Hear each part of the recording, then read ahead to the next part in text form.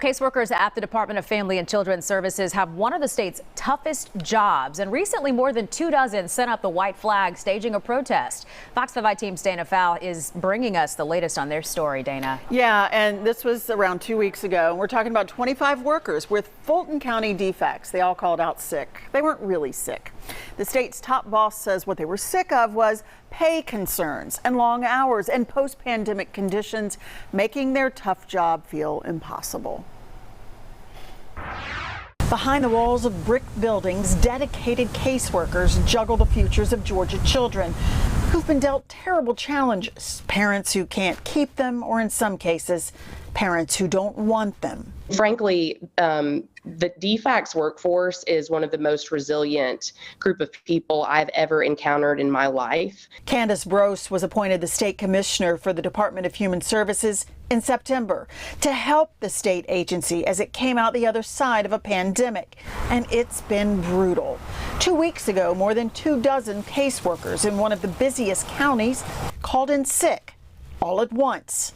There were 25 caseworkers in Fulton County who called out on the same day, and they were part of the Child Protective Services unit in Fulton County. The walkout had managers and other staff jumping in to handle caseloads in an already short-staffed agency. And ultimately, we determined that it was an orchestrated call out.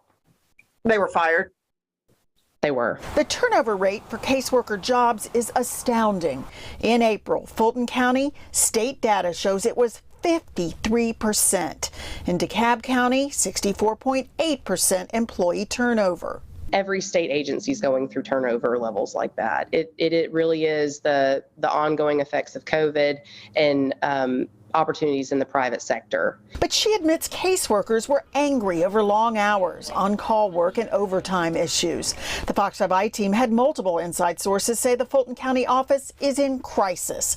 We asked the commissioner about that assessment. There have been additional changes in Fulton. Recently, we learned that the county director will be stepping aside, and that will give an opportunity for new leadership in that county. The commissioner's office says that Tina Dean Paul Bazile is stepping down.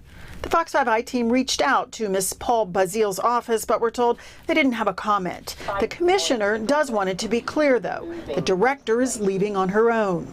But it's one more job to fill in an office that has hemorrhaged staff in recent weeks. We have also been aggressive about recruitment. We recently had a large hiring fair. We're actually bringing in 41 new staffers to that region. That includes Fulton and DeKalb.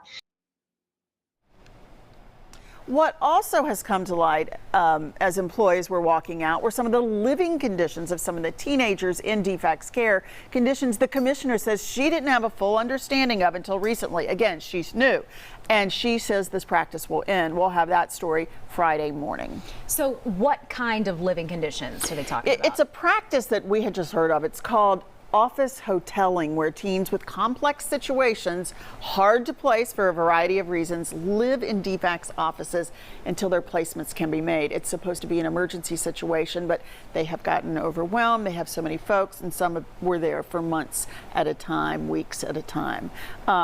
So this has created a lot of stress for the caseworkers, who the commissioner says will be getting bonuses and a higher pay, and things are in the pipeline.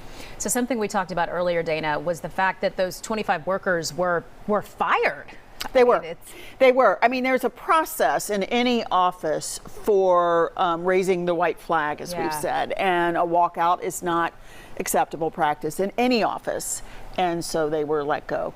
Okay, I know this is an ongoing story, something that you're keeping on top of. We are, and we're going to bring more Friday. All right, Dana, thanks so much.